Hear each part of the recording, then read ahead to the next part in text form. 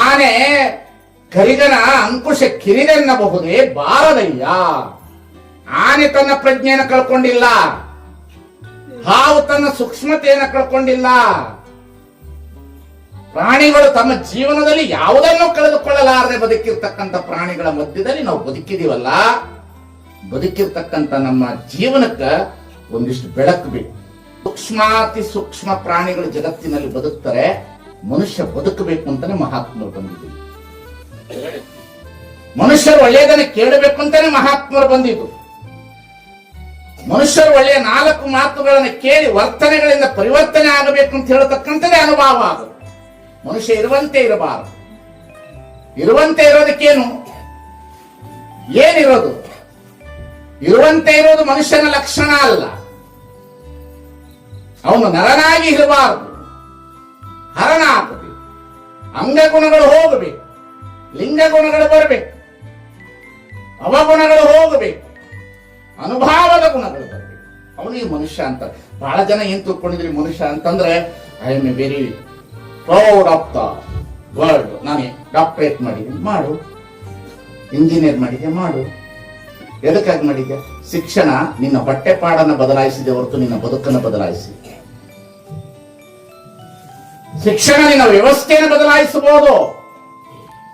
ಶಿಕ್ಷಣ ನಿನ್ನ ವ್ಯವಸ್ಥೆಯನ್ನು ಬದಲಾಯಿಸಬಹುದು. ಹಣ ನಿನ್ನ ಬದುಕನ್ನು ಬದಲಾಯಿಸಬಹುದು. ಬಡತನ ಅನ್ನತಕ್ಕಂಥದ್ದು ನಿನ್ನ ಜೀವನದಲ್ಲಿ ಹಣ ನಿನ್ನನ್ನು ದೊಡ್ಡವನು ಮಾಡಬಹುದು. ಗುಡಿಸಲಿನಿಂದ ನಿನಗೆ ಅರಮನೆ ಬರಬಹುದು, ಚಾಪೆಯಿಂದ ನಿನಗೆ ಡಬ್ಬಲೆ ಸಾಸಿಗೆ ಬರಬಹುದು. ನಿದ್ರೆ ಬರ್ಬೇಕಲ್ಲ. ಗುಡಿಸಲನ್ನು ತೆಗೆದು ನೀನು 60/40 ಅಲ್ಲ 2 ಕೋಟಿ ರೂಪಾಯಿ ಮನೆ ಕಟ್ಟಬಹುದು. ಮಾತ್ರ ಇಲ್ಲದೆ ಮಲಗಬೇಕಲ್ಲ. ಗಲಾಟೆ ಇಲ್ಲದೆ ನಿದ್ರೆ ಬರ್ಬೇಕಲ್ಲ ಮನೆ ಒಳಗಡೆ. ಸಾಲ ಇಲ್ಲದೆ ಜೀವನ ಆಗಬೇಕಲ್ಲ. ಮನುಷ್ಯನ ಬದುಕಿಗೆ ಅತೃಪ್ತಿಯ ಜೀವನ, ಅತೃಪ್ತಿಯ ಪ್ರೇತಾತ್ಮ ಯಾರಾದಿದ್ರೆ ಮನುಷ್ಯ ಅಂತ. ಅತೃಪ್ತಿ, ಯಾವುದಕ್ಕೂ ಅತೃಪ್ತಿ, ತೃಪ್ತಿನೇ ಇಲ್ಲ ಅವನಿಗೆ. ಎಷ್ಟು ಬೇಕಾದ್ರೂ ಕೊಡ್ರಿ ಅವನಿಗೆ, ಎಷ್ಟು ಬೇಕಾದ್ರೂ ಹೊಗಳ್ರಿ ಅವನಿಗೆ, ಎಷ್ಟು ಬೇಕಾದ್ರೂ ಕೊಡ್ರಿ, ಏನು ಕೊಟ್ಟರು ಅವನಿಗೆ ಅತೃಪ್ತಿ ಅಂತ. ಯಾಕೆ? ಅವನಿಗೆ ಸರಿಯಾದ ನಾಲೆಡ್ಜ್ ಇಲ್ಲ. ಅವನು ಏನ್ ತಿಳ್ಕೊಂಡಿದ್ದಾನೆ ಅಂದ್ರೆ, ಶಿಕ್ಷಣ ಅಂದ್ರೆ ನಾನು ಬಹಳ ಬೆಳೆದಿದ್ದೇನೆ, ಶಿಕ್ಷಣ ಅಂದ್ರೆ ನಾನು ಬಟ್ಟೆ ಓದಿದ್ದೇನೆ, ಶಿಕ್ಷಣ ಅಂದ್ರೆ ನಾನು. ಅದಕ್ಕೆ ಬಸವಣ್ಣವ್ರು ಬರೀತಾರೆ, ಅಕ್ಷರ ಬಿಡದು ವಿದ್ಯೆ ಕಾಮಂತೆ. ಅಕ್ಷರನೇ ಬೇರೆ, ವಿದ್ಯೆನೇ ಬೇರೆ. ಅಕ್ಷರ ಬಿಡದು ವಿದ್ಯೆ ಕಾಮಂತೆ. ಅಕ್ಷರನೇ ಬೇರೆ, ವಿದ್ಯೆನೇ ಬೇರೆ. ಮನುಷ್ಯನಿಗೆ ಅಪರ ವಿದ್ಯೆ, ವಿದ್ಯೆಗಳಲ್ಲಿ ಅಪರ ವಿದ್ಯೆ ಬೇಕು. ಆ ವಿದ್ಯೆಗಳಲ್ಲಿ ಅಪರ ವಿದ್ಯೆಯನ್ನು ಕೊಡ್ತಕ್ಕಂಥದ್ದೇ ಈ ಭಕ್ತಿ ಬೆಳದಿಂಗಳ ಕಾರ್ಯಕ್ರಮ. ಏನು ಅಲ್ಲ, ಏನು ಅಲ್ಲ. ಬಹಳ ಜನ ಸೇರ್ಸೋದು ಬೇಕಾಗಿಲ್ಲ. ಬಸವಣ್ಣ ಒಬ್ಬರಿಗೆ ಹೇಳ್ದ, ಅಕ್ಕನಾಗಮ ಅನ್ನತಕ್ಕಂಥವ್ರಿಗೆ ಮಾತ್ರ ಹೇಳ್ದ. ಒಬ್ಬ ವಾಲ್ಮೀಕಿ ಒಬ್ಬರ ಜೊತೆಗೆ ಕುತ್ಕೊಂಡು ಒಬ್ಬರಿಗೆ ಹೇಳ್ದ. ಒಬ್ಬ ವ್ಯಾಸ ಒಬ್ಬರಿಗೆ ಕುಳಿತುಕೊಂಡು ಒಬ್ಬರಿಗೆ ಭಾಷಣ ಮಾಡ್ದ. ವ್ಯಾಸ ಉಚ್ಚಿಷ್ಟ ಸೂತಕ. ವ್ಯಾಸ ಉಳಿದೆಲ್ಲವೂ ಮಂತ್ರ ವ್ಯಾಖ್ಯ. ವ್ಯಾಸ ಮಾತಾಡಿದೆಲ್ಲವೂ ಮಾತಾಯ್ತು, ಜ್ಞಾನ ಆಯ್ತು. ನಮ್ಮ ಅಧ್ಯಯನ ನುಡಿದೆಲ್ಲ ವಚನಗಳಾಯ್ತು. ಏನ್ ಈ ಜಗತ್ತಿನಲ್ಲಿ ಮಹಾತ್ಮರು ಬಂದಿರ್ತಕ್ಕಂಥದ್ದು ನೋಡಿಬಿಟ್ರೆ ಹೆಜ್ಜೆ ಹೆಜ್ಜೆಗೆ ಬಂದ್ರು. ಯಾರಿಗಾಗಿ ಬಂದ್ರು ಅಂತಂದ್ರೆ, ಹೆಣ್ಣಿಗಾಗಿ ಬಂದ ಆತನಲ್ಲ, ಹೊನ್ನಿಗಾಗಿ ಬಂದ ಆತನಲ್ಲ, ಮಣ್ಣಿಗಾಗಿ ಬಂದ ಆತನ. ಮಹಾತ್ಮರು ಈ ಜಗತ್ತಿನಲ್ಲಿ ಹೆಣ್ಣು ಹೊನ್ನು ಮಣ್ಣಿಗಾಗಿ ಬಂದವರಲ್ಲ ಅಂತೆ. ನಿಮ್ಮೆಲ್ಲರ ಬದುಕಿಗೆ ಸತ್ಪಥವನ್ನು ತೋರಿಸಲಿಕ್ಕಾಗಿ ಜಗತ್ತಿಗೆ ಮಹಾತ್ಮರು ಅವತರಿಸಿದ್ರು. ಆದ್ರೆ ಇವತ್ತಿನ ಮನುಷ್ಯ ಸಮಾಜದೊಳಗಡೆ ಮನುಷ್ಯರೇ ಯಥೇಚ್ಛವಾಗಿ ಇವತ್ತು ನಾವು ಕರ್ಮಕ್ಕೆ ಒಳಗಾಗ್ತಾ ಇದ್ದೇವೆ, ಕಳ್ಳತನಕ್ಕೊಳಗಾಗ್ತಾ ಇದ್ದೇವೆ, ಮೋಸಕ್ಕೊಳಗಾಗ್ತಾ ಇದ್ದೇವೆ. ತಮ್ಮನ್ನ ತಾವು ಗೊತ್ತಿಲ್ಲದಂತೆ ಆತ್ಮಾಹುತಿಗೆ, ಜೀವಂತಿಕೆ ಆತ್ಮಾಹುತಿಗೆ ವ್ಯವಸ್ಥೆಗೆ ಒಳಗಾಗ್ತಾ ಇದ್ದೇವೆ. ಮನೆಗಳೆಲ್ಲವೂ ಹೋಮ್ ಥಿಯೇಟರ್ಗಳಾಗಿದೆ, ಕೈಗಳಿಗೆ ಮೊಬೈಲ್ ಬಂದ್ಬಿಟ್ಟಿದೆ. ಯಾಕೆ ಇದನ್ನು ಹೇಳ್ತೀನಿ ಅಂದ್ರೆ, ಎಲ್ಲಿಯವರೆಗೆ ಮನೆಗಳಲ್ಲಿ ಸಂಪತ್ತು ಐಶ್ವರ್ಯ ಇದ್ರೆ ಅದು ಮನೆ ಅಲ್ಲ. ಮನೆ ಅಲ್ಲ ಅದು. ಐಶ್ವರ್ಯ ಇದ್ದಿದ್ದು ಮನೆ ಅಲ್ಲ, ದೊಡ್ಡ ಮನೆ ಇದ್ದಿದ್ದು ಮನೆಯಲ್ಲ, ಹಣ ಇದ್ದಿದ್ದು ಮನೆಯಲ್ಲ. ಊಟ ಮಾಡಿದ ಅನ್ನ ಸಂತೃಪ್ತಿಯಾಗಿ ಮೈಗೆ ರಕ್ತವಾಗಬೇಕು, ಮಲಗಿದ ಕೂಡಲೇ ನಿದ್ರೆ ಬರಬೇಕು. ಅಂತಹ ಸಂತೃಪ್ತಿ ಜೀವನ ಮನುಷ್ಯ ಪಡಿಬೇಕು. ಎಲ್ಲಿದೆ ಇವತ್ತು? ಎಲ್ಲಿ ಪಡಿತಾ ಇದ್ದೇವೆ ನಾವು? ಎಲ್ಲಿ ಹೋಗ್ತಾ ಇದ್ದೇವೆ ನಾವೆಲ್ಲರೂ? ಮೊನ್ನೆನೆ ಈ ಬೆಳದಿಂಗಳ ಕಾರ್ಯಕ್ರಮ ಮಾಡ್ತಿರ್ತಕ್ಕಂಥವ್ರಿಗೆ ಧನ್ಯವಾದಗಳು. ಇಷ್ಟು ಮಕ್ಕಳು ಕೂತ್ಕೊಂಡು ಕೇಳ್ತಾರಲ್ಲ, ನಿಜವಾಗಿಯೂ ಧನ್ಯವಾದಗಳು ನಿಮ್ಗೆಲ್ಲರಿಗೂ. ಮೊನ್ನೆ ಒಂದು ಮಾತನ್ನು ಹೇಳ್ತೇನೆ ನಾನು. ತಮಿಳುನಾಡಿನಲ್ಲಿ ನಡೆದಂತ ಒಂದು ಘಟನೆ. ತಂದೆ ತಾಯಿಗಳು ಮಗುವಿಗೆ ಮೊಬೈಲ್ ಕೇಳಿತು, ಮೊಬೈಲ್ ಕೊಡ್ಲಿಲ್ಲ. SLC ಪಾಸ್ ಆಗಿ PUC ಓದಿರ್ತಕ್ಕಂಥ ಮಗುಗೆ ಮೊಬೈಲ್ ಕೊಡ್ಲಿಲ್ಲ. ತಂದೆ ತಾಯಿ ಹೊಡೆದ್ರು. ತಂದೆ ತಾಯಿ ಮಲಗಿರುವಂತ ಸಂದರ್ಭದಲ್ಲಿ ಮಗು ಮೊಬೈಲ್ ತಗೊಂಡು ತಂದೆ ತಾಯಿ ಸಂಸಾರವನ್ನು ವಿಡಿಯೋ ರೆಕಾರ್ಡ್ ಮಾಡಿ ಅಪ್ಲೋಡ್ ಮಾಡಿದ್ರು. ತಂದೆ ತಾಯಿ ನೇಣ ಹಾಕೊಂಡು ಏನು ನಿಮ್ಮ ಸಂಪತ್ತು? ಯಾಕೆ ನಿಮ್ಮ ಮನೆಗಳಲ್ಲಿ ಅಶಾಂತಿ? ಯಾಕೆ ನಿಮ್ಮ ಮನೆಗಳಲ್ಲಿ ನೋವು? ಯಾಕೆ ನಿಮ್ಮ ಮನೆಗಳಲ್ಲಿ ಇಷ್ಟೊಂದು ಅಗಾಧವಾದಂತ ಹೊಡೆದಾಟ? ಯಾಕೆ ನಿಮ್ಮ ಮನೆಗಳಲ್ಲಿ ನಿಮ್ಮ ಮಕ್ಕಳು ಕೇಳ್ತಾ ಇಲ್ಲ ನಿಮ್ಮ ಮಾತನ್ನ? ಯಾಕೆ ಜಗತ್ತಿನಲ್ಲಿ ದೇವರು ಅನ್ನ ಕೊಟ್ಟ, ನೀರು ಕೊಟ್ಟ, ಬಟ್ಟೆ ಕೊಟ್ಟ, ಭೂಮಿ ಕೊಟ್ಟ, ಬೆಳೆ ಕೊಟ್ಟ, ಗಾಳಿ ಕೊಟ್ಟ, ಅಗ್ನಿಯನ್ನು ಕೊಟ್ಟ, ಜಗತ್ತು ವಿಶಾಲವಾಗಿ ಎಷ್ಟು ಜನ ನೀವು ಜನನ ತಾಳ್ತೀರಿ ಅಷ್ಟು ಭೂಮಿ. ಈ ಭೂಮಿ ಯಾವಾಗ ಪ್ರಾರಂಭವಾಗಿದೆ ಅವತ್ತಿಂದ ನಿಮ್ಮ ತಂದೆ, ನಿಮ್ಮ ಮುತ್ತಾತ ಎಲ್ಲರಿಗೂ ಅನ್ನ ಕೊಡ್ತು. ಭೂಮಿ ಎಂದೂ ಬೇಸರ ಮಾಡ್ಕೊಳ್ಳಿಲ್ಲ. ಮನುಷ್ಯ ಭೂಮಿಯನ್ನು ಮರೆತು ಬದುಕಲಿಕ್ಕೆ ಶುರು ಮಾಡ್ದ, ಸಂಸ್ಕೃತಿಯನ್ನು ಮರೆತು ಬದುಕಲಿಕ್ಕೆ ಶುರು ಮಾಡ್ದ, ಸಂಸ್ಕಾರವನ್ನು ಮರೆತು ಬದುಕಲಿಕ್ಕೆ ಶುರು ಮಾಡ್ದ, ಐಶ್ವರ್ಯ ಸಂಪತ್ತನ್ನ ಹಿಡಿದುಕೊಂಡು ಬದುಕಲಿಕ್ಕೆ ಹೋದ. ಅದಕ್ಕಾಗಿ ಬಸವಣ್ಣ ಬರೆದ್ರು, ಆನೆಯನ್ನೇರಿಕೊಂಡು ಹೋದಿರಿ ನೀವು, ಕುದುರೆಯನ್ನೇರಿಕೊಂಡು ಹೋದಿರಿ ನೀವು, ಕುಂಕುಮ ಕಸ್ತೂರಿಯ ಪೂಸಿಕೊಂಡು ಹೋದಿರಿ ನೀವು, ಸತ್ಯದ ನಿಲುವ ನರಿಯದೆ ನರಕಕ್ಕೆ ಭಾಜನವಾಗಿಲ್ಲ. ಒಂದ್ಸಲ ತಿರುಗಿ ನೋಡ್ರಿ, ನೀವು ನಿಮ್ಮ ಬದುಕುಗಳು ಹೇಗಿದೆ ಅಂತ ಗೊತ್ತಾಗ್ತದೆ. ಆಳ್ ನೋಡಿದ್ರೆ ಅಲಂಕಾರ, ಬಾಳ್ ನೋಡಿದ್ರೆ ಬಂಡಿಗೆ ಹೇಳೋದು. ಆಳ್ ನೋಡಿದ್ರೆ ಅಲಂಕಾರ, ಬಾಳು ನೋಡಿದ್ರೆ ಬಂಡಿಗೆ ಹೇಳಂತ. ಎಲ್ಲಿ ಬುದ್ಧ ಬಂದು, ಮಹಾವೀರ ಬಂದು, 770 ಜನ ಮರಗಣಗಳು ಬಂದ್ರು, ಲಕ್ಷದ ಮೇಲೆ 96,000 ಫಾಲೋವರ್ಸ್ಗಳು ಬಂದ್ರು, ಸ್ವಾಮಿ ವಿವೇಕಾನಂದರು ಬಂದ್ರು, ರಮಣ ಶ್ರೀಗಳು ಬಂದ್ರು, ಎಲ್ಲರೂ ಬಂದ್ರು ಬಂದ್ರು ಬಂದ್ರು ಬಂದ್ರು ಯಾರಿಗೆ ಬಂದು ಹೇಳಿದ್ರು? ನಿಮಗೆ ಹೇಳಿದ್ರು. ಅಪ್ಪ, ವಿಚಾರ ಮಾಡ್ರಿ, ಚಿಂತನೆ ಮಾಡ್ರಿ, ಯಾವುದು ಸತ್ಯ, ಯಾವುದು ಸುಳ್ಳು, ಯಾವುದು ಸತ್ಯ, ಯಾವುದು ಸುಳ್ಳು. ನಿನ್ನ ಹತ್ರ 1 kg ಬಂಗಾರ ಇಡ್ತೀನಿ, ಹೊಟ್ಟೆ ಹಸ್ದಾಗ ಪಕ್ಕದಲ್ಲಿ 2 ರೊಟ್ಟಿ ಇಡ್ತೀನಿ, ಯಾವುದು? 1 kg ಬಂಗಾರ ಇಡ್ತೀನಿ, 2 ರೊಟ್ಟಿ ಇಡ್ತೀನಿ, ಯಾವುದು? ಮಾನ ಮುಚ್ಚಲಿಕ್ಕೆ ಬಟ್ಟೆ ತಗೊಳ್ತೀಯೋ? ಏನು? ಮನುಷ್ಯನಿಗೆ ಅರಿವಾಗಬೇಕು, ಮನುಷ್ಯನಿಗೆ ಬಹಳ ಒಳ್ಳೆಯ ಅರಿವಾಗಬೇಕು. I am never born, I am never death, only visited in earth. ನಾನು ಇಲ್ಲಿ ಎದಕ್ಕಾಗಿ ಬಂದಿದ್ದೇನೆ ಅನ್ನತಕ್ಕಂಥ ಅರಿವು ಮೊದಲು ಮನುಷ್ಯನಿಗೆ ಬರಬೇಕು. ಯಾವ ಕಾರಣಕ್ಕಾಗಿ ಬಂದಿದ್ದೇನೆ ಅನ್ನತಕ್ಕಂಥ ಅರಿವು ಇರಬೇಕು. ಯಾರನ್ನಾದ್ರೂ ಹುಡುಗರಿಗೆ ಕೇಳ್ರಿ, ಯಾರನ್ನಾದ್ರೂ ಕೇಳ್ರಿ, ಎಷ್ಟು ಜೀವನ ಅಂದ್ರ ಯಾವ್ದಾದ್ರು ಹುಡುಗನಿಗೆ ಕೇಳ್ಬೇಕು, ವಾಟ್ ಇಸ್ ಲೈಫ್. ಯಾರನ್ನಾದ್ರೂ ಹುಡುಗನಿಗೆ ಕೇಳ್ರಿ, ಜೀವನ ಅಂದ್ರೆ ಏನು. ಇವತ್ತಿನ ಹುಡುಗರನ್ನ ಕೇಳಬೇಕು. ಅದರಲ್ಲೂ 91 to 98 date of birth, it's most danger date of birth in India. Most danger date of birth. 28, 29 ಹುಡುಗರಿದ್ದಾರಲ್ಲ, ಮೋಸ್ಟ್ ಡೇಂಜರ್. ಏನಾಗಿದೆವೋ ಏನು ಕಥೆಯೋ ತಲೆಗೇ ಇಲ್ಲ. ಅವೆಲ್ಲ ಮೊಬೈಲು. ಯಾವ್ದಾದ್ರು ಒಂದು ಹುಡುಗನ ಕೇಳಿ, what is life? Life is heat and drink and dance ಅಂತ ತಿನ್ನಂತೀವ ಅಷ್ಟೇ ಹೇಳ್ತಾವೋ. ಅದ್ರ ಮೀರಿದ ಏನು ಗೊತ್ತಾಗಲ್ಲ ಅವಕ್ಕ. ಈ ತಂದೆ ತಾಯಿಗಳು ಹಾಗೆ ಸಾಕ್ತಾ ಇದ್ದಾರೆ ಮಕ್ಕಳನ್ನ. ನೋಡ್ಬೇಕ್ರಿ, ಎಷ್ಟು ಚೆನ್ನಾಗಿ ಹೇಳ್ತಾರ. ನಮ್ಮ ಎದುರಿಗೆ ಬಂದು ಯಾರಾದ್ರೂ ಹುಡುಗನ ಕರ್ಕೊಂಡು ನಮ್ಮ ಮುಂದೆ ನಿಲ್ಲಿಸ್ತಾರೆ. ನಾನ್ ಬಹಳ ಬಡವನಾಗಿ ಬದುಕಿದರೆ, ನಾ ಶಾಲೆಗೆ ಹೋಗುವಾಗ ಹರಿದು ಬಟನ್ ಶರ್ಟ್ ಹಾಕೊಂಡು ಹೋಗ್ತಿದ್ದಾರೆ, ಹರಿದು ಚಡ್ಡಿ ಹಾಕೊಂಡು ಹೋಗ್ತಿದ್ದಾರೆ, ನುಚ್ಚು ಊಟ ಮಾಡಿದ್ನಂತ. ನುಚ್ಚಿನ ಕಿಮ್ಮತ್ ಕಡಿಮೆ. ಬದುಕೇಡಿ ನಮ್ಮ ಮುಂದೆ ಹೇಳ್ತೇನೆ, ನಾ ನುಚ್ಚು ಉಣ್ಕೊಂಡು ಹೋಗ್ನ. ಎಂತದ ಜ್ಞಾನ? ಬಡತನ ಅನ್ನೋದು ಅನ್ನದೊಳಗಿದ್ಯಾ? ಬಡತನ ಅನ್ನದೊಳಗಡೆ ಇದೆಯೋ? ರಾಗಿ ಅಂಬಲಿ ಒಳಗಡೆ ಇದೆಯೋ? ನಮ್ಮ ಮಾತುಗಳು ಯಾಕೆ? ನಿಮ್ಮ ಹತ್ರ ಹಣ ಬಂತು, ವಿದ್ಯಾ ಬಂತು, ಶಿಕ್ಷಣ ಬಂತು, ಟೆಕ್ನಾಲಜಿ ಬಂತು, ಪ್ರಜಾಪ್ರಭುತ್ವ ಬಂತು, ರೊಕ್ಕ ರೂಪಾಯಿಗಳು ಬಂತು, ಧರ್ಮ ದೇವರುಗಳನ್ನ ಧಿಕ್ಕರಿಸಿದ್ರಿ, ಮಹಾತ್ಮರನ್ನ ಧಿಕ್ಕರಿಸಿದ್ರಿ, ಸಂಸ್ಕೃತಿಗಳನ್ನ ಬಿಟ್ರಿ, ಸಂಸ್ಕಾರವನ್ನ ಬಿಟ್ರಿ. ಬಂದ ನಮ್ಮ ಮುಂದೆ ಹೇಳಪ್ಪ, ಇಲ್ರಿ ನಾನು ಬಹಳ ಬಡತನದಲ್ಲಿ ಓದಿದ್ದೀನ್ರಿ, ಚಡ್ಡಿ ಹರಿದಿ ಚಡ್ಡಿ ಹಾಕೊಂಡು ಶಾಲೆಗೆ ಹೋಗ್ತಿದ್ದೆ ಅಂತ ಅವತ್ತು ಹೇಳ್ತಾರೆ. ಹರಿದಿ ಚಡ್ಡಿ ಹಾಕೊಂಡ್ರೆ ಬಡತನ ಅಂತೆ. ಈಗ ಹರಿದಿ ಜೀನ್ಸ್ ಪ್ಯಾಂಟಿಗೆ 7,000 ರೂಪಾಯಿ. ಯಾವ್ದು ಬಡತನ ಮಗನ ಹೇಳು? ಮಗನ ತಾಕತ್ತೈತೆ ನಿನಗೆ ಹೇಳಾಕ ನನ್ನ ಮುಂದೆ? ಹರಿದು ಪ್ಯಾಂಟ್ ಹಾಕೊಂಡ್ರ ಬಡತನ ನಿನಗೆ 50 ವರ್ಷದಿಂದ. ಈಗ ಹರಿದ ಜೀನ್ಸ್ ಪ್ಯಾಂಟ್ಗೆ 6,000 ಯಾರು ಕೊಡಿಸೋರು? ಟೀಚರ್ಸ್ಗಳು, ಡಾಕ್ಟರ್ ಮಕ್ಕಳು. ಇಲ್ಲೊಂದು ಹರಿದಿರ್ತದೆ ಹಿಂದೆ ಮಾತ್ರ ಕಾಣಿಸ್ತಾ ಇರ್ತದ, ಒಂದ್ ಚಲೋ ಇಲ್ಲ ಹರಿದಿರ್ತದೆ. ಇಲ್ಲ ಇದನ್ನ ತಂದು ನಮ್ಮ ಮುಂದೆ ನಿಲ್ಲಿಸಿರ್ತಾವ ಬಕ್ಪಕ್ಷಿ, ಅವು ನಿಂತಿರ್ತಾವ. ನಾವು ಹರಿದು ಬಟ್ಟೆ ಒಪ್ಪು ಓದಿರ್ಬೇಕು, ಇವು ನೋಡಿದವ ಹಾಕೊಂಡೆ ನಿಂತಿರ್ತಾವ. ಇವರೆಲ್ಲ ಆಲ್ ಆರ್ ಎಜುಕೇಟೆಡ್ಸ್. ಅದಕ್ಕೆ ಬಸವಾದಿ ಪ್ರಮುಖರು ಬರೆದರು, ಅಂಗಕ್ಕೆ ಬಡತನವಲ್ಲದೆ ಮನಕ್ಕೆ ಬಡತನವೇ. ಅಂಗಕ್ಕೆ ಬಡತನವಲ್ಲದೆ ಮನಕ್ಕೆ ಬಡತನವೇ. ಮನಸ್ಸಿಗೆ ಬಡತನ ಬಂದಿದೆ ಎಲ್ಲರಿಗೂ, ಜಗತ್ತಿನಲ್ಲಿ ಎಲ್ಲರಿಗೂ ಬಡತನ ಬರಲಿ, ಬುದ್ಧಿಗೆ ಬಡತನ ಬರಲಿ. ಇವತ್ತೆಲ್ಲರಿಗೂ ಬುದ್ಧಿಗೆ ಬಡತನ, ಮನಸ್ಸಿಗೆ ಬಡತನ. ಅವತ್ತು ಅಂಗಕ್ಕೆ ಬಡತನ, ಬುದ್ಧಿಗೆ ಬಡತನ.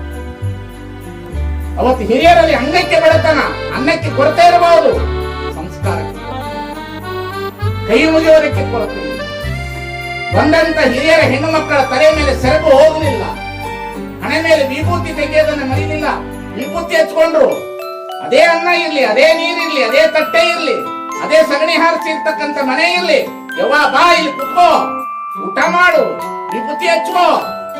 ಅವಳ ಸಂಸ್ಕೃತಿಯಲ್ಲಿ ಇವತ್ತು ನೀವು ಬಂದಿರುವ ದಾರಿ ಸಂಸ್ಕೃತಿಯಲ್ಲಿ ಯಾಕೆ ನಿಮ್ಮ ಮಕ್ಕಳು ನಿಮ್ಮ ಮಾತು ಕೇಳ್ತಾ ಇಲ್ಲ? ಯಾಕೆ ನಿಮ್ಮ ಮನೆಗಳಲ್ಲಿ ಪುತ್ರ ಹೆಚ್ಚಾಗ್ತಾರೆ? ಯಾಕೆ ನಿಮ್ಮ ಮನೆಗಳಲ್ಲಿ ಈ ರೀತಿಯ ಭಾವನೆಗಳು ಬರ್ತಾ ಇದೆ ಅಂದ್ರೆ ಹಿರಿಯರು ದಾರಿ ತಪ್ಪುತ್ತಾ ಇದ್ದೀರಿ. ಹಿರಿಯರು ಬಹಳ ದಾರಿ ತಪ್ಪುತ್ತಾ ಇದ್ದೀರಿ. ನಿಮ್ಮ ಮಕ್ಕಳನ್ನು ಬೆಳೆಸುವುದರಲ್ಲಿ ಬಹಳ ದೊಡ್ಡ ದಾರಿ ತಪ್ಪುತ್ತಾ ಇದ್ದೀರಿ. ನೀವು ಮಕ್ಕಳಿಗೆ ಕಷ್ಟವನ್ನೇ ಕಲಿಸ್ತಾ ಇಲ್ಲ, ಮಕ್ಕಳಿಗೆ ಅನ್ನದ ಗುಣ ಗೊತ್ತಾಗ್ತಾ ಇಲ್ಲ, ಬಡತನದ ಅರಿವು ಗೊತ್ತಾಗ್ತಾ ಇಲ್ಲ. ಯಾರು ಬಡವರು? ಒಂದೊಂದು ಮನೆಯಲ್ಲಿ 3 ಲಕ್ಷ ರೂಪಾಯಿ ಬಡ್ಜೆಟ್ ಹಾಕಿದ್ರಿ ಮೊಬೈಲ್.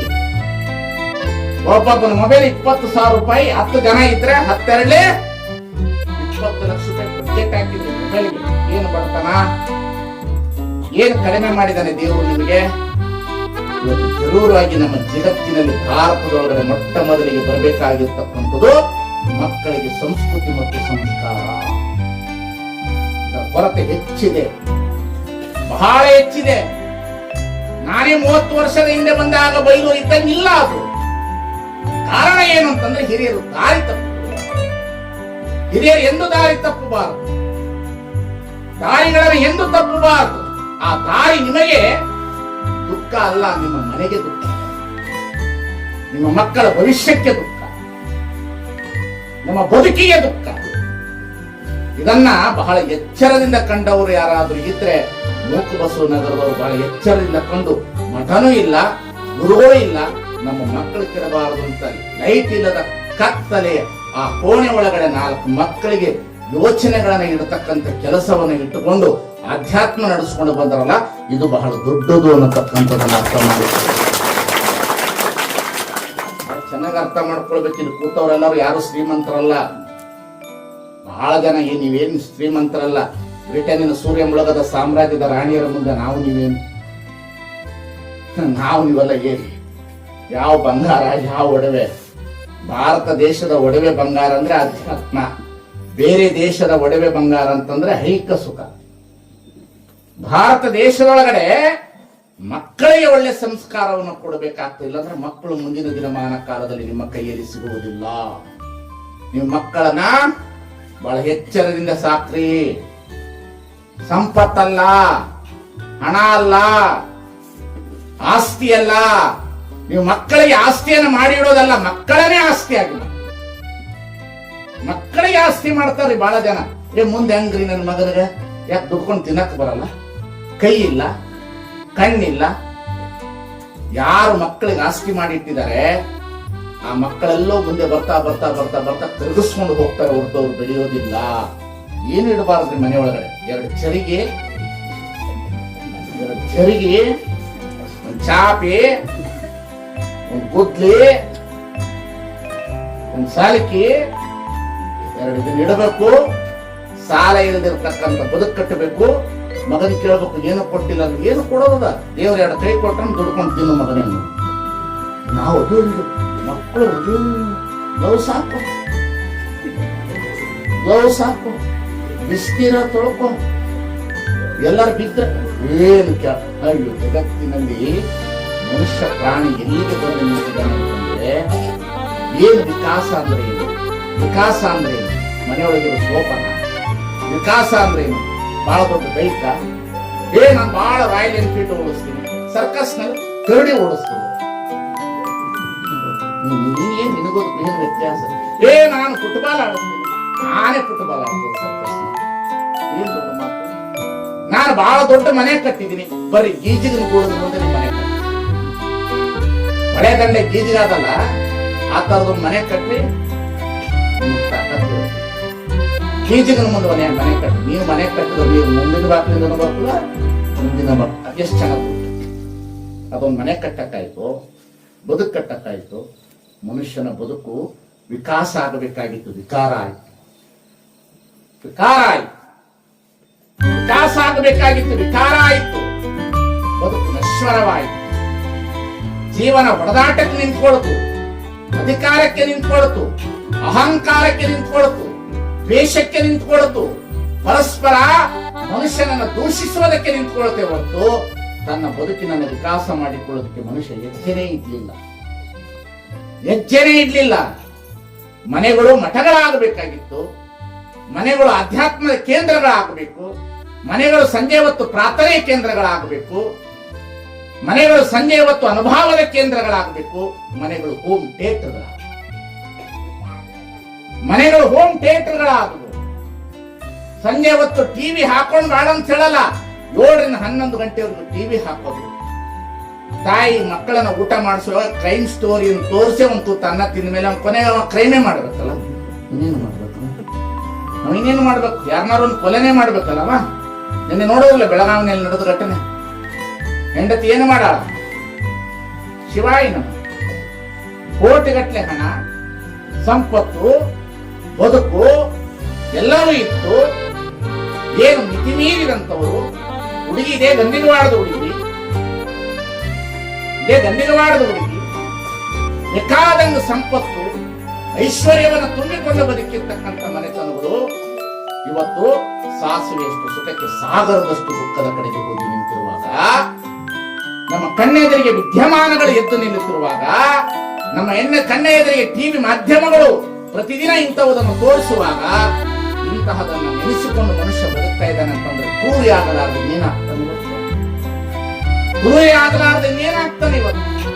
ಒಂದು ಕಡೆ ರಾಜಕೀಯ ವಾತಾವರಣ ಕೆಟ್ಟೋಗ್ತದೆ, ಇನ್ನೊಂದು ಕಡೆ ಧಾರ್ಮಿಕ ವಾತಾವರಣಗಳು ಕೆಟ್ಟೋಗ್ತದೆ, ಇನ್ನೊಂದು ಕಡೆ ಸಾಮಾಜಿಕ ವಾತಾವರಣಗಳು ಕೆಟ್ಟೋಗ್ತದೆ, ಇನ್ನೊಂದು ಕಡೆ ಮನೆಗಳು ಐಹಿಕ ಜುಗದ ಕಡೆ ಹೊಟ್ಟೋಗ್ತವೆ. ಸಣ್ಣ ಸಣ್ಣ ಮಕ್ಕಳ ಮನಸ್ಸಿನಲ್ಲಿ ಏನು ಭಾವನೆ ಹುಟ್ಟಬಹುದು? ಅದಕ್ಕೆ ಹಿರಿಯರು ಮಕ್ಕಳೆದುರಿಗೆ ಮಾತನಾಡುವಾಗ ಚಲೋ ಮಾತನಾಡಬೇಕು, ಮಕ್ಕಳೆದುರಿಗೆ ನುಡಿಯುವಾಗ ಚಲೋ ನುಡಿಬೇಕು, ಮಕ್ಕಳ ಜೊತೆಲಿ ವ್ಯವಹಾರ ಮಾಡುವಾಗ ಚೆನ್ನಾಗಿ ವ್ಯವಹಾರ ಮಾಡಬೇಕು. ಮಕ್ಕಳ ಮನಸ್ಸು ಬಿಳಿ ಹಾಳೆ ಇದ್ದಂತೆ, ಕುವೆಂಪು ಹೇಳಿದಂತೆ ನೀವೇನು ಗೀಚಿತಿರೋದನ್ನು ಗೀಚಿತಾರೆ.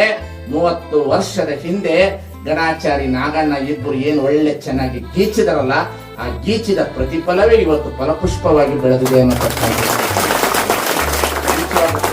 ಹೇಳೋದು.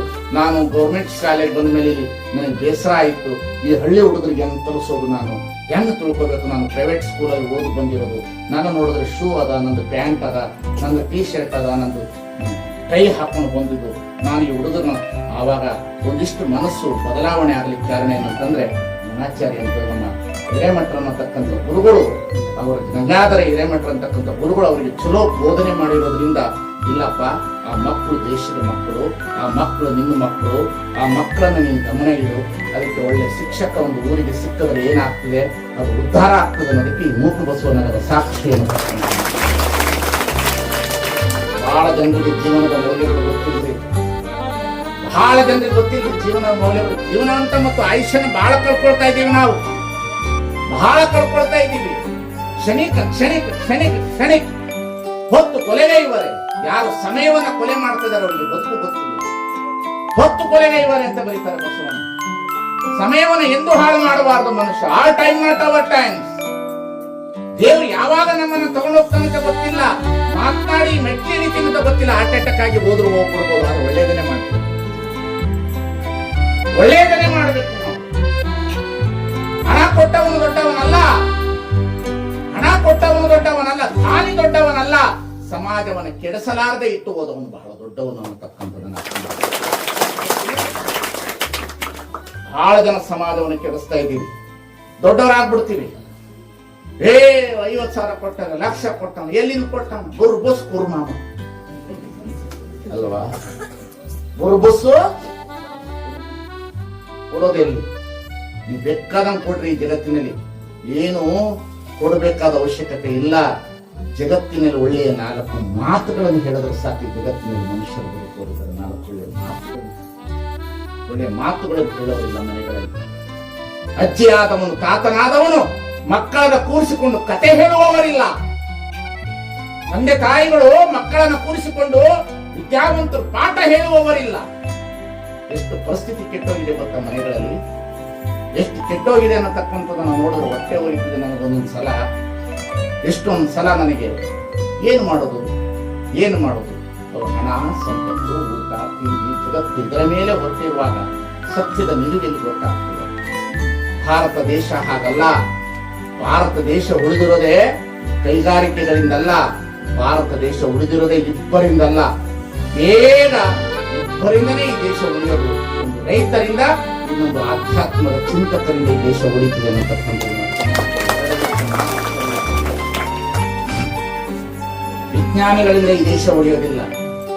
ರಾಜಕಾರಣಿಗಳಿಂದ ಈ ದೇಶ ಉಳಿಯೋದಿಲ್ಲ. ಉಳಿಯೋದಿತ್ತು ಅಂದ್ರೆ ಧರ್ಮದಿಂದ ಉಳಿಬೇಕು ಈ ದೇಶ. ಉಳಿಯೋದಿತ್ತು ಆ ಧರ್ಮದ ಪಾತ್ರದ ತಳಹದಿ ಮೇಲೆ ನಿಂತು ತಾನು ಮನೋಭಾವವನ್ನು ಕೆಡಿಸಲಾರದಂತೆ ದುಡಿತಕ್ಕಂಥ ರೈತರಿಂದ ಈ ದೇಶ ಉಳಿದಿದೆ. ಯಾವ ವಿಜ್ಞಾನಿಗಳಿಂದ ದೇಶ ಉಳಿಯೋದಿಲ್ಲ, ಟೀಚರ್ಸ್ಗಳಿಂದ ಉಳಿತದೆ ಅಂತ ಹೇಳೋದಿಲ್ಲ. ಉಳಿತದ ಹೋಗ್ತದ. ಅವ್ರು ಉಳಿಯೋದೇನಾದ್ರು ಇದ್ರೆ ಒಂದು ಅನ್ನ, ಒಂದು ಜ್ಞಾನ. ಅನ್ನ ಇವೆರಡರಿಂದಲೇ ಉಳಿಯೋದು. ಅದು ಎಂತಹ ಜ್ಞಾನ ಇರಬೇಕು?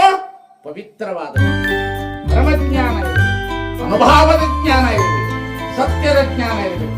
ಸತ್ಯದ ಮನೆಯಲ್ಲಿ ಶಿವನಿರ್ಪನಲ್ಲದೆ ಅಸತ್ಯದ ಮನೆಯಲ್ಲಿ ಶಿವನಿರ್ಪನೆ. ಇಲ್ಲೆಲ್ಲ ಕಾಣಿರು ನಮ್ಮ ಅಖಂಡೇಶ್ವರ ಲಿಂಗವನ್ನು ಉಳಿಸಬೇಕಾದರೆ ಸತ್ಯವನ್ನೇ ಸಾಧಿಸಬೇಕು. ಸತ್ಯ ಸಾಧಿಸ. ಸತ್ಯವಂತರ ಮನೆಯಲ್ಲಿ ಜಗತ್ತಿರ್ತದೆ. ಮನೆ ಅಂದ್ರೆ ನಿನ್ನ ಮನೆಯಲ್ಲ, ಈ ದೇಹನೇ ಮನೆ. ಈ ಮನೆನೇ, ಇದ್ರೊಳಗಡೆ ಸತ್ಯ ಇರಬೇಕು. ಊಟ ಮಾಡುವಾಗ ಪ್ರತಿದಿನ ತಟ್ಟೆಯಲ್ಲಿ ಅನ್ನವನ್ನು ಹಾಕಿಕೊಂಡು ಊಟ ಮಾಡುವಾಗ ಯಾರೇ ಇಲ್ಲಿ ಅನ್ನವನ್ನು ತೆಗೆದುಕೊಂಡು ಬಾಯಿಗೆ ಇಡುವಾಗ ಇದು ನನ್ನ ದುಡಿಮೆಯ ಬೆವರಿನ ಹನಿಯೋ ಪರರ ಕಣ್ಣೀರೋ. ಎಚ್ಚರ ಇರಬೇಕು. ರಾಜಕಾರಣಿ ಇರ್ಲಿ, ಸ್ವಾಮೀಜಿ ಇರ್ಲಿ, ರೈತ ಇರ್ಲಿ, ಟೀಚರ್ಸ್ ಇರ್ಲಿ, ಯಾರೇ ಇರಲಿ, ಕೈಗೆ ತುತ್ತು ಹಾಕಿದ ಕೂಡಲೇ ಇರಬೇಕು ಇದು ನನ್ನ ದುಡಿಮೆಯ ಬೆವರಿನ ಹನಿಯೋ ಪರರ ಕಣ್ಣೀರು. ಮೋಸ ಮಾಡಿದ ಹಣದ ಹಣವನ್ನು ತಲೆ ಒಳಕೊಂಡು ಬಂದಿರೋದು ರಾಷ್ಟ್ರದ ಹಣವೋ, ರಾಜಕಾರಣಿಗಳ ದುಡ್ಡು, ಮಠದ ರೊಕ್ಕನೋ, ಅವ್ರ ತಲೆಗೆ ಇವ್ರ ತಲೆಗೆ ಅರ್ಧ ನ್ಯಾಯ ಮಾಡಿಬಿಟ್ಟು ಪಂಚರಾಗಿ ರೊಕ್ಕ ಹೊಡ್ಕೊಂಡು ಒಂದು ಮನೇಲಿ ಕುಂತ ಅನ್ನ ತಿಂತಿದ್ಯೋ. ಹಾಲು ಕುಡಿದು ಮಕ್ಕಳ ಬದುಕಲಿದೆ, ವಿಷ ಕುಡಿದು ಮಕ್ಕಳನ್ನು ಬದುಕಲಿದೆ. ಯಾಕೆ ಹಿಂಗೆಲ್ಲ ಆಗ್ತದೆ ಅಂತಂದ್ರೆ ಅನ್ನ ಪವಿತ್ರವಾಗಿ ಊಟ ಮಾಡಬೇಕು. ಅನ್ನದಿಂದ ರಕ್ತ, ರಕ್ತದಿಂದ ವೀರ್ಯ, ವೀರ್ಯದಿಂದ ಬೀಜ, ಬೀಜದಿಂದ ತಾಯಿಯ ಭೂಮಿಗೆ, ಭೂಮಿಯಿಂದ ಹುಟ್ಟತಕ್ಕಂಥ ಮಗು ಎಲ್ಲಿಂದ ಬಂದದ? ಭೂಮಿ ಎಲ್ಲಿದೆ? ಭೂಮಿ ನೀರಿನೊಳಗದ. ನೀರ್ ಎಲ್ಲದ? ನೀರ್ ಅಗ್ನಿ ಒಳಗದ. ಅಗ್ನಿ ಎಲ್ಲಿ ಒಳಗದ? ಅಗ್ನಿ ಆಕಾಶದಲ್ಲದ. ಆಕಾಶ ಎಲ್ಲಿದೆ? ಆಕಾಶ ಅವಕಾಶದಲ್ಲಿ. ಅವಕಾಶದೊಳಗೆ ಯಾರಿದ್ದಾನೆ? ಪರಮಾತ್ಮ ಇದ್ದಾನೆ. ಆ ಪರಮಾತ್ಮನ ಸ್ವರೂಪದ ಅನ್ನವನ್ನು ಊಟ ಮಾಡುವ ಮನುಷ್ಯನಿಗೆ ಎಚ್ಚರ. ಇಲ್ಲ ಅಂದ್ರೆ ರಕ್ತ ರಕ್ತ ಏನಾಗ್ತದೆ ತಿಳ್ಕೊಳ್ರಿ. ಯಾವ ದೇವ್ರ ಹತ್ರ ಹೋದ್ರು ನಡೆಯಲ್ಲ, ಯಾವ ಮಂತ್ರವಾದಿ ಹತ್ರ ಹೋದ್ರು ನಡೆಯಲ್ಲ, ನೀನು ಯಾವ ತಪಸ್ಸು ಮಾಡಿದ್ರು ಬರೋದಿಲ್ಲ. ಅನ್ನ ಅನ್ನ ಅನ್ನ ಅನ್ನದಿಂದ ರಕ್ತ, ರಕ್ತದಿಂದ ವೀರ್ಯ, ವೀರ್ಯದಿಂದ ಬೀಜ, ಬೀಜದಿಂದ ಭೂಮಿ, ಭೂಮಿಗೆ ಬೇಕಾಗಿರ್ತಕ್ಕಂಥದಕ್ಕಾಗಿ ಹೆಣ್ಣು ಮಕ್ಕಳನ್ನು ಮಾತೃದೇವೋ ಭೂಮಿಗೆ ಹೋಲಿಸಿದ್ರು. ಭೂಮಿ ಎದರ ಕೆಳಗಡೆ ಅದ? ನೀರಿನ ಕೆಳಗಡೆ ಅದ. ನೀರು ಎದರ ಕೆಳಗಡೆ ಅದ? ಅಗ್ನಿಯ ಕೆಳಗದ. ಅಗ್ನಿ ಎಲ್ಲದ? ಆಕಾಶದಲ್ಲದ. ವಾಯು ಎಲ್ಲದ? ವಾಯು ಎಲ್ಲದ? ಆಕಾಶದಲ್ಲ. ಆಕಾಶದ ಏನದ? ಪರಮಾತ್ಮ ಇದನ್ನ. ಪರಮಾತ್ಮ ಕೊಟ್ಟಿದ್ದನ್ನು ಊಟ ಮಾಡುವಾಗ ಪ್ರಾಮಾಣಿಕವಾಗಿ ಉಣ್ಣಬೇಕು. ಆವಾಗ ನಿನ್ನ ಮೈಗೆ ರಕ್ತ ಚಲೋ ಇರ್ತದ. ರಕ್ತ ಚಲೋ ಇತ್ತು ಅಂದ್ರೆ ಬುದ್ಧಿ ಚಲೋ ಇರ್ತದ. ಮಂದಿದು ಹೊಡೆದಿದ್ದು ರೊಕ್ಕ ತಂತಿಂದ್ರೆ ಮಂದಿ ಬುದ್ಧಿನೇ ಇರ್ತದೆ, ಬದುಕು ಹಾಳಾಗ್ತದೆ, ಮನೆತನವೂ ಹಾಳಾಗ್ತದೆ ಎಚ್ಚರ ವಹಿಸಬೇಕು. ಜಗತ್ತಿನಲ್ಲಿ ಮಹಾತ್ಮರು ಹೇಳಿರುವ ಮಾತುಗಳನ್ನ, ಮಹಾತ್ಮರು ಹೇಳಿದ ಮಾತುಗಳನ್ನ ಗಮನಿಸಲಿಲ್ಲ ನಾವು, ಮಹಾತ್ಮರು ಹೇಳಿದ ವಿಚಾರಗಳನ್ನ ನಾವು ಕೇಳಿಲ್ಲ, ಮಹಾತ್ಮರು ಹೇಳಿರ್ತಕ್ಕಂಥ ವಿಚಾರಗಳನ್ನ ನಾವು ಈ ಜಗತ್ತಿಗೆ ತರಲಿಲ್ಲ ಅಂದ್ರೆ ಎಂತದ್ದು ಬಸವಣ್ಣ ಏನ್ ಹೇಳುದು ಅಕ್ಕ ಮಹಾದೇವಿ, ಏನ್ ಹೇಳುದು? ನರಜನ್ಮವ ತೊಳೆದು ಹೊರ ಜನ್ಮವ ಮಾಡಿದವರು, ಭವಬಂಧನವ ಬಿಡಿಸಿ ಪರಮ ಸುಖವ ತೋರಿದ ಗುರುವೆ, ಕವಿ ಎಂಬುದನ್ನು ತೊಳೆದು ಭಕ್ತರೆಂದೆನಿಸಿದ ಗುರುವೆ, ಚನ್ನಮಲ್ಲಿಕಾರ್ಜುನನ ತಂದೆನ್ನ ಕೈವಶಕ್ಕೆ ಕೊಟ್ಟ ಗುರುವೆ ನಿಮಗೆ ಶರಣು ಶರಣ. ಯಾರ್ದು ಬುದ್ಧಿ ಚಲೋ ಇರ್ತದ ಅವ್ರು ರಕ್ತ ಚಲೋ ಅಂತ ತಿಳ್ಕೊಳ್ಳೋದು. ರಕ್ತ ಅಂದ್ರೆ ಅದಲ್ಲ, ತಾನು ದುಡಿದು ಊಟ ಮಾಡ್ತಾ ಇದ್ದಾನಂತ, ತಾನು ದುಡಿದು ಊಟ ಮಾಡ್ತಾ ಇದ್ದಾನೆ ಅಂತ ಅರ್ಥ, ತಾನು ದುಡಿದು ಅನ್ನ ಊಟ ಮಾಡ್ತಾ ಇದ್ದಾನೆ ಅಂತ ಅರ್ಥ. ಯಾರೋ ರಾಜಕಾರಣಿಗಳು ರೊಕ್ಕ ತಗೊಂಡು ಯಾರು ಅಲ್ಲಿದಷ್ಟು ಹೊಡೆದ್ರು, ಸರ್ಕಾರದಷ್ಟು ಹೊಡೆದ್ರು, ಅವ್ರು ತಿಂದಾರ ನಾವು ತಿಂದ್ರೇನು, ಅವ್ರು 5 ವರ್ಷ ಹೊಡೆದಾರ ನಾವು 5 ವರ್ಷ ಹೊಡೆದ್ರೇನು? ಏನು ಏನಿದು? ನೆಲ ತಡವನಾದರೆ ಕಳ್ಳನೆತ್ತ ಓಡಬಹುದು. ಜಗತ್ತಿನೊಳಗಡೆ ಅಧ್ಯಾತ್ಮ ಅನ್ನತಕ್ಕಂಥದ್ದು ಇದೆಯಲ್ರಿ, ಪ್ರಾಮಾಣಿಕತೆಯ ಅಧ್ಯಾತ್ಮ. ಅಧ್ಯಾತ್ಮ ಅಂದ್ರೆ ದೇವ್ರು ನೋಡೋದಲ್ಲ, ಅಧ್ಯಾತ್ಮ ಅಂದ್ರೆ ಆತ್ಮ ಪರಮಾತ್ಮನ ಜೊತೆಯಲ್ಲಿ ಕೂಡೋದಲ್ಲ. ತನ್ನ ಜೀವ ಮನುಷ್ಯನಿಗೆ ಶಾಂತಿ ಏನು ಸಿಗಬೇಕು ಅಂತೇಳಿ ಸಾವು ಬಹಳ ನಿಶ್ಚಿಂತೆಯಾಗಿ ಬರ್ಬೇಕು. ಮಲಗದಾಗ ಅವನಿಗೆ ಸಾವು ಬಹಳ ನಿಶ್ಚಿಂತೆಯಾಗಿ ಬರ್ಬೇಕು. ಯಾವ ಮನುಷ್ಯನಿಗೆ ಸಾವು ನಿಶ್ಚಿಂತೆ ಆಗ್ತದೆ ಅವನು ಮುಕ್ತಿ ಪಡೆದಿದ್ದಾನೆ ಅಂತ. ಸಾಯುವಾಗ ಬಹಳ ನಿಶ್ಚಿಂತೆಯಾಗಿ ಬದುಕಬೇಕು. ಬಹಳ ಜನರಿಗೆ ಸಾವು ನಿಶ್ಚಿಂತೆ ಇಲ್ರಿ, ಸಾವು ಎಂದು ನಿಶ್ಚಿಂತೆ ಬರೋದಿಲ್ರಿ. ಬಹಳ ಜನರಿಗೆ ಹುಟ್ಟು ಆಕಸ್ಮಿಕ, ಸಾವು ಶಾಶ್ವತ. ಸಾಯುವಾಗ ಅವನಿಗೆ ಆತ್ಮ ತೃಪ್ತಿ ಇರಬೇಕು. ಈ ಜಗತ್ತಿನೊಳಗಡೆ ನಾನು ಚೆನ್ನಾಗಿ ದುಡಿದಿದ್ದೇನೆ, ನಾನು ಯಾರಿಗೆ ಮೋಸ ಮಾಡಿಲ್ಲ, ನಾನು ಯಾರಿಗೂ ಅನ್ಯಾಯ ಮಾಡಿಲ್ಲ, ನನ್ನ ಹೆಂಡತಿನ ಬಿಟ್ಟು ಬೇರೆ ಯಾವ ಹೆಣ್ಣು ಮಕ್ಕಳನ್ನ ನಾನು ಮುಟ್ಟಿಲ್ಲ, ಪರಸ್ತ್ರೀಯರನ್ನ ಮಹಾದೇವಿ ಅಂತ ತಿಳ್ಕೊಂಡಿದ್ದೇನೆ, ಶಾಲೆ ಒಳಗಡೆ ಕೊಟ್ಟಿರುವ ಕೆಲಸವನ್ನ ಪ್ರಾಮಾಣಿಕವಾಗಿ ನಾನು ಮಾಡಿದ್ದೇನೆ, ಮಾತನಾಡುವ ಸ್ವಾಮಿ ಸ್ವಾಮೀಜಿಯಾಗೇ ಉಳಿದಿದ್ದಾನೆ. ಸಾವು ಮನುಷ್ಯನಿಗೆ ಸಾವು ಬಹಳ ತೃಪ್ತಿದವರು. ಕೆಲವರು ಹೇಳ್ತಾರೆ ಇದಕ್ಕಿದ್ದಂಗೆ ಹೋಗ್ಬಿಡ್ಬೇಕು ಬುದ್ಧಿ ಅಂತದ ಆಶೀರ್ವಾದ ಮಾಟ ಮಂತ್ರ ಕುಂತಲೇ ಹೋಗ್ಬೇಕು. ಹೆಂಗ್ ಹೋಗ್ತದ ಮಾಡಿದೇನು ಬಿಡ್ಬೋದು ಅನ್ನೋದು, ಮಂದಿದು ಹೊಡೆದಿದ್ದು ತಿರುಗ್ತದದು. ಹೆಂಗ ತಿರುಗ್ತದ ಗೊತ್ತೇನದು? ಹಂಗಿನ್ ತಿರುಗಲ್ಲ ಅದು. ಕ್ಷಣಿಕ ಸುಖ ದೀರ್ಘ ದುಃಖ, ಕ್ಷಣಿಕ ಸುಖ ದೀರ್ಘ ದುಃಖ. ಸಾವು ಚಲೋ ಬರಬೇಕು ನಿಮ್ಮನ್ನು ಎಚ್ಚರಿಸ್ತಾ ಇದ್ದಾನೆ. ಅದರ ಕಡೆಗೆ ನಿಮಗೆ ಶಾಂತಿ ಬೇಕಿತ್ತು ಅಂದ್ರೆ ಅಧ್ಯಾತ್ಮದ ಕಡೆಗೆ ಬನ್ನಿ, ಜ್ಞಾನದ ಕಡೆಗೆ ಬನ್ನಿ, ಅನುಭವದ ಕಡೆಗೆ ಬನ್ನಿ, ಜ್ಞಾನದ ಕಡೆಗೆ ಬನ್ನಿ, ಲಿಂಗದ ಕಡೆಗೆ ಬನ್ನಿ. ನಿಮಗೆ ಎಂದೆಂದು ಟಿವಿ ಮಾಧ್ಯಮ ಯಾವುದು ಸುಖ ಕೊಡಲ್ಲ. It is not entertainment, it is not enlightenment. ಅದು ಸುಮ್ಮನೆ